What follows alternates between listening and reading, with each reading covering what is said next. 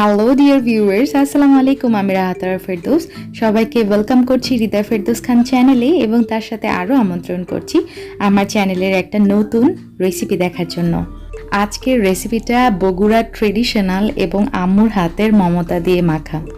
এর আগেও আমার চ্যানেলে যারা মজলিসের আলু ঘাটি রেসিপি দেখেছেন কিংবা বগুড়ার দইয়ের রেসিপি দেখেছেন তারা সবাই জানেন আমি বগুড়ার মেয়ে হিসাবে বগুড়ার ট্রেডিশন সবসময় কিন্তু আমার ভিউয়ার্সদের সামনে সঠিকভাবে উপস্থাপন করার চেষ্টা করি। সো হৃদয় ফেরদৌস খান চ্যানেলের ওপর চোখ বন্ধ করে বিশ্বাস করতে পারেন। আর প্রমিস করছি আম্মুর এই রেসিপি আপনারা যদি অ্যাজ ইট ইজ বাসায় ফলো করেন তাহলে মজলিসের মতোই টেস্ট পাবেন, একদম সেম। আচ্ছা, বগুড়াতে কিন্তু অনেক রকম আলু চাষ হয়, তার মধ্যে পাকড়ি আছে, জাম আলু আছে, তারপরে হাগরাই আলু আছে এবং হল্যান্ডার আলু আছে। আজকে আমরা পাকড়ি আলু দিয়ে ঘাটি রান্না করছি, তবে সবচেয়ে ভালো টেস্ট আপনারা পাবেন যদি এখানে ইউজ করেন হাগরাই আলু। হাগরাই আলু কিন্তু বগুড়াতে সবসময় পাওয়া যায়, তবে ঢাকাতে আপনারা অনেক সময় নাও পেতে পারেন, সবসময় সব জায়গায় পাওয়া নাও যেতে পারে, কিন্তু লাল আলুটা অর্থাৎ পাকড়ি আলুটা কিন্তু সব জায়গায় পাওয়া যায়। সো আজকে আমরা সেটা দিয়েই করছি। ভিউয়ার্স খেয়াল করেছে নিশ্চয়ই আম্মু এখানে নতুন পাকড়ি আলু নিয়েছে 2.5 কেজি পরিমাণ। সো একটা চামচের সাহায্যে খুব ইজিলি কিন্তু আলুর গায়ের খোসা ছিলে ফেলা যাচ্ছে। আর এই টিপসটা শুধু নতুন আলুর ক্ষেত্রেই প্রযোজ্য, এছাড়া আপনারা আলুর খোসা ছিলে ফেলতে পারেন বটির সাহায্যে। আলুগুলো কয়েকবার পরিষ্কার পানি দিয়ে ধুয়ে চুলাতে সিদ্ধ করতে বসিয়ে দিলাম। কালো এলাচ আমরা নিয়েছি 6টা, লং 1 চা চামচ, গোলমরিচ 1 চা চামচ, এলাচ আছে 18 থেকে 20টার মতো, আর ধনিয়া এখানে আস্ত ধনিয়া রয়েছে 1 টেবিল চামচ। 15 থেকে 16টার মতো ছোট ছোট টুকরা করে নিয়েছি এখানে দারচিনি, আর এখানে জিরা আছে 2 টেবিল চামচ। সো এই সব মশলাগুলো আমরা একসাথে ব্লেন্ড করে নিচ্ছি। আম্মু সবসময় ঘাটিতে এভাবেই সব মশলার পাউডার ইউজ করে থাকে, আর এই কারণে আম্মুর আলু ঘাটি হয় সববার থেকে আলাদা। যাই হোক, এই মশলাটা 2 ভাগে ভাগ করে নিচ্ছি। 1 ভাগ আমরা গরুর মাংসে ইউজ করব, আর 1 ভাগ আমরা আলুতে ইউজ করব। একটা পাতিলে আমরা গরুর মাংস নিয়েছি 2.5 কেজি পরিমাণ। আমাদের গরুর মাংস এবং আলুর পরিমাণটা কিন্তু সেম। এখানে হাড় চর্বি সহ আমার 2.5 কেজি গরুর মাংস আছে। দিয়ে দিলাম 2 কাপ পরিমাণ পেঁয়াজ কুচি। এখানে দেখতে পাচ্ছেন 1 মুঠ পরিমাণ এখানে কাঁচামরিচ আছে। হলুদের গুঁড়া 1 চা চামচ এবং মরিচের গুঁড়া 2 চা চামচ। আর ওই যে ব্লেন্ড করে রাখা স্পেশাল মশলাটা, সেটার হাফ মশলা আমরা মাংসের মধ্যে দিয়ে দিচ্ছি। আরও লাগছে আমাদের লবণ, এখানে ইউজ করছি 1 টেবিল চামচ, এবং আরও দিয়ে দিচ্ছি 2টা তেজপাতা। আর লাগছে তেল, আমি এখানে 2 টেবিল চামচ পরিমাণ তেল ইউজ করছি। সবগুলো মশলা দেওয়া শেষ। এখন আম্মুর হাতের জাদু, আম্মু মাংসে মিলিয়ে দিচ্ছে। আম্মু যেটা সবসময় বলে, মাংস চুলায় বসানোর আগে এভাবে হাতের সাহায্যে খুব ভালোভাবে মাখিয়ে দিলে মাংসের টেস্ট আরও দ্বিগুণ হয়ে যায়। আধা ঘন্টার জন্য আমি মাংসগুলো রেস্টে রাখছি। আর এইদিকে দেখতে পাচ্ছেন আমাদের আলু কিন্তু সিদ্ধ হয়ে গেছে। চুলা থেকে নামিয়ে নিব আলুর পাতিল। তার আগে আপনাদেরকে একটু দেখিয়ে দিই ছুরিটা কত ইজিলি আলুর ভিতর ঢুকে যাচ্ছে, তার মানে আলুটা একদম সিদ্ধ হয়ে গেছে। আলু থেকে কিন্তু সমস্ত পানি আমরা ফেলে দিয়েছি। একদম গরম গরম আলু। এই গরম গরম ধোঁয়া ওঠা আলুকেই কিন্তু এখন ম্যাশ করে নিতে হবে। কেন বলি, যদি এই পর্যায়ে না করা হয় তাহলে আলু কিন্তু দানাদার থাকবে, ঘাটিটা মসৃণ হবে না। যাই হোক, মজলিসে কিন্তু এভাবেই গরম গরম আলু একদম ম্যাশ করে ফেলে বাঁশ কিংবা হুরুমের সাহায্যে। আপনারা চাইলে এই পর্যায়ে একটা গ্লাস ইউজ করতে পারেন। গ্লাসের নিচের অংশ দিয়েও কিন্তু আলুটা খুব ভালোভাবে ম্যাশ করা যায়। আলুটা ম্যাশ করে নেওয়ার পর এখানে আমরা 1 লিটার পরিমাণ পানি অ্যাড করে দিয়েছি এবং খুব ভালোভাবে মেখে নিয়েছি। দেখতে পাচ্ছেন এখন আলুর কি অবস্থা।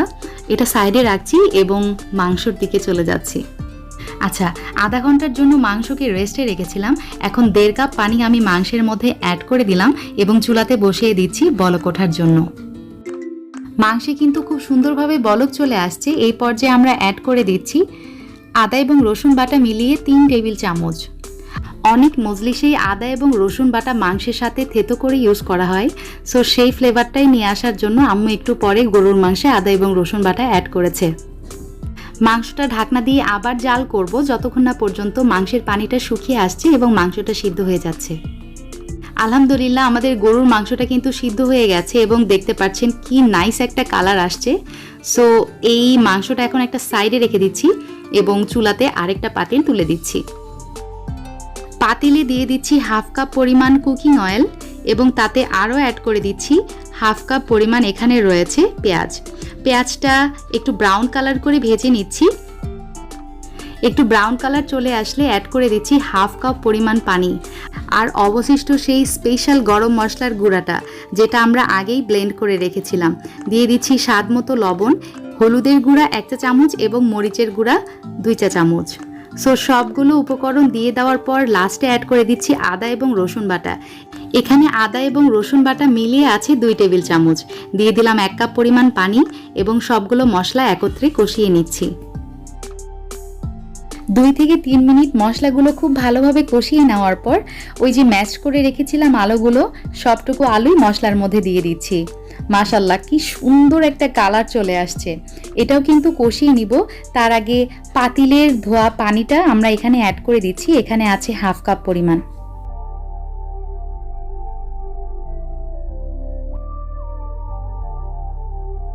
এখন থেকে শুরু হলো ঘাটির আসল কাজ।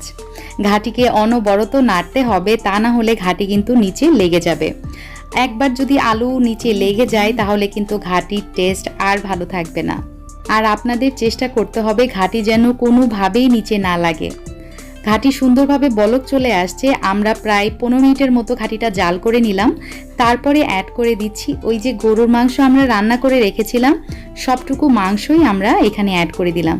দিয়ে খুব ভালোভাবে ঘাটিটা মাংসের সাথে আমরা মিলিয়ে নিচ্ছি। আলু ঘাটির চেহারা যদি এমন হয় তাহলে কার না ক্ষুধা লাগবে বলেন ভিউয়ার্স। আমার এখনই ক্ষুধা লেগে গেছে এই লোভনীয় চেহারা দেখে। এনিওয়ে আম্মু এখন স্বাদ মতো দিয়ে দিচ্ছে লবণ। আম্মু টেস্ট করে দেখেছি একটু লবণ কম হয়েছে, সো সেইভাবে আম্মু লবণটা অ্যাড করে দিল। আর এখন অনবরত ঘাটিটা নাড়তেই থাকতে হবে।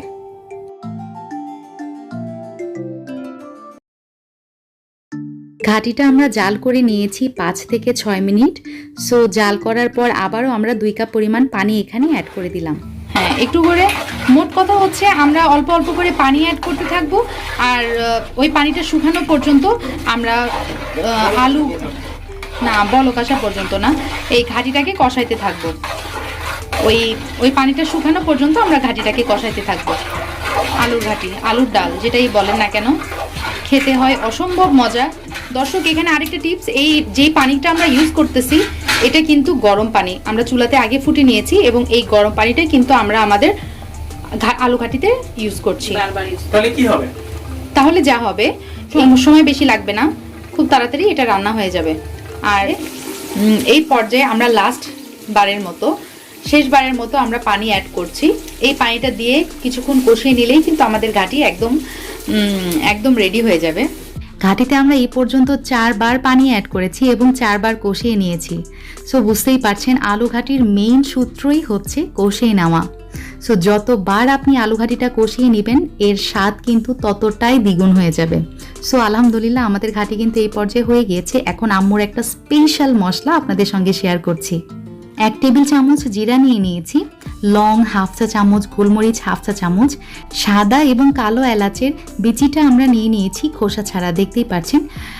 সাদা এলাচ নিয়ে নিয়েছি আমরা 4টা এবং কালো এলাচ নিয়ে নিয়েছি আমরা 4টা। সো সবগুলো উপকরণ এখন একত্রে চুলাতে একটু টেলে নিব। টেলে নিয়ে এই মশলাগুলো আমরা ঠান্ডা হয়ে গেলে ব্লেন্ড করে নিচ্ছি।